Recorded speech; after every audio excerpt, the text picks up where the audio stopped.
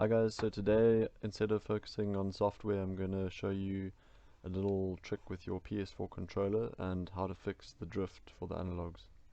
And all we're going to do is take apart the controller, clean it a bit and then put it back together.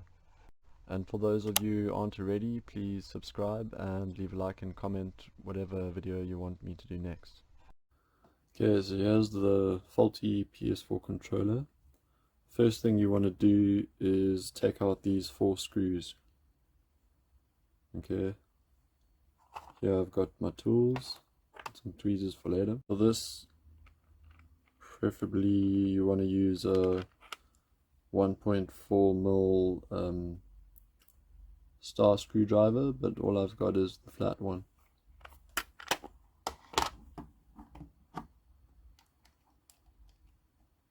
Okay, and the last one.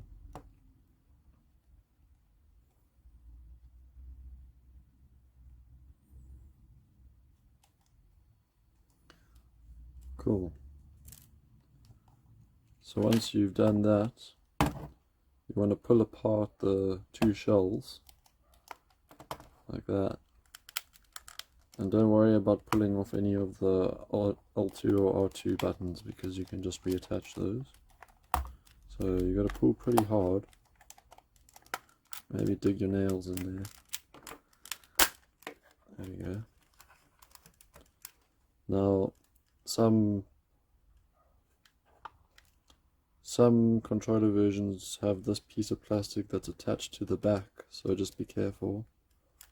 And you just want to bend the button down and wiggle it out. So don't pull too hard because you've got this ribbon cable connecting the 2 shells.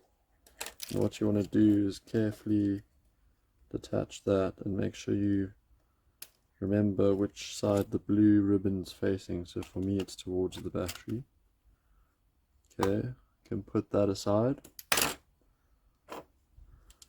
Now the next thing we're going to do is detach the battery cable. Remember that the red wire is always facing the button came off. Don't worry about that.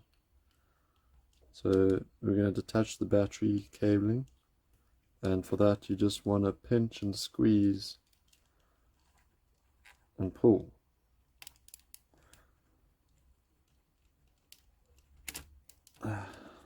That's the battery out. So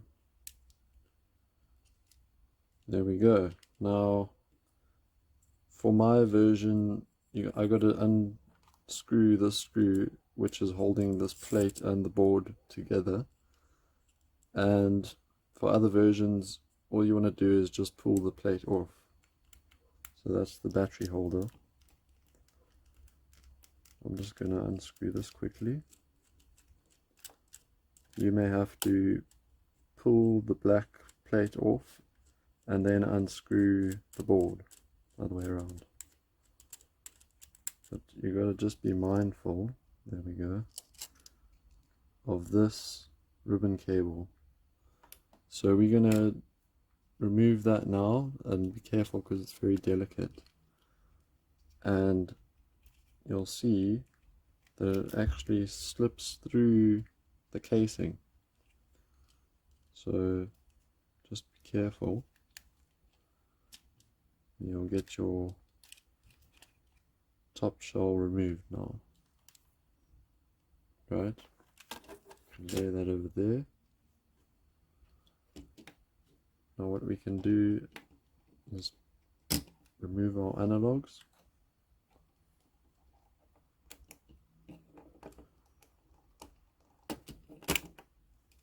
Okay. And now you want to clean all around your analogs. Make sure that all the dust and everything's removed.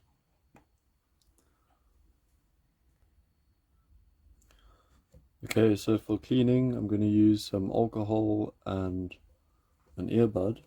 Just spray that.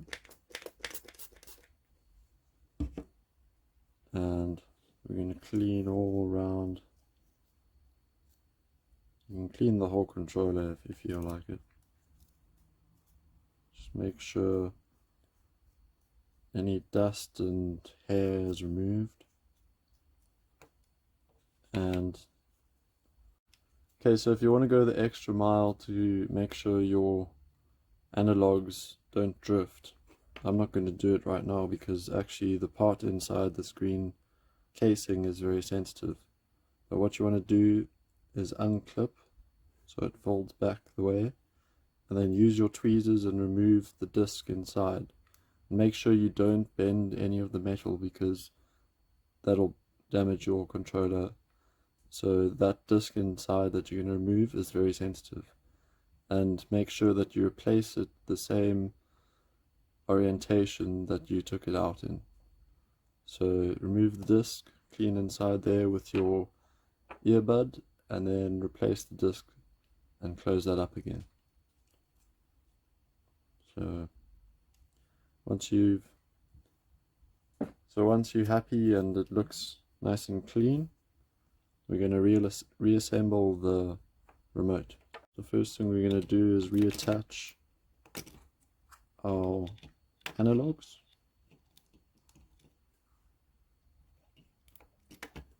Okay. Then we're going to put the face back on. Now remember that ribbon cable has to come through this hole, right?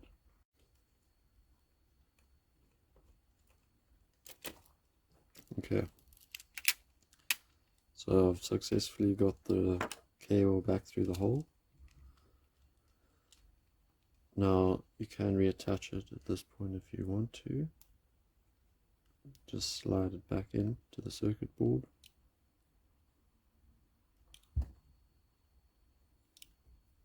Okay. Next thing you can do is put this back on.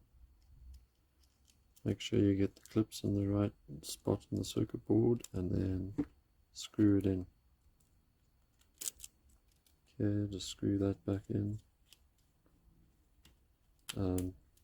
For others, you might need to put the screw into the circuit board first and then clip the battery holder back on. Okay, make sure that's in. Okay, if your button popped off, then we can just reattach that by clipping it in. We're going to reattach our button. At the bottom you want to hook it on and then clip it in. Okay. Okay, so we're going to put our battery back and make sure that we plug it back in properly. Just push that back in. The red wire must be facing the bottom of the remote. Okay, so we're going to reattach the back of the controller. Make sure that the blue part of the ribbon cable is facing the battery and insert that.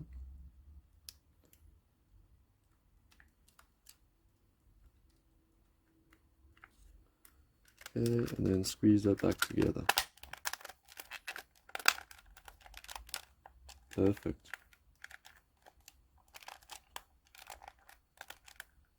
All good. There we go. Okay. Last thing is just put all your screws back.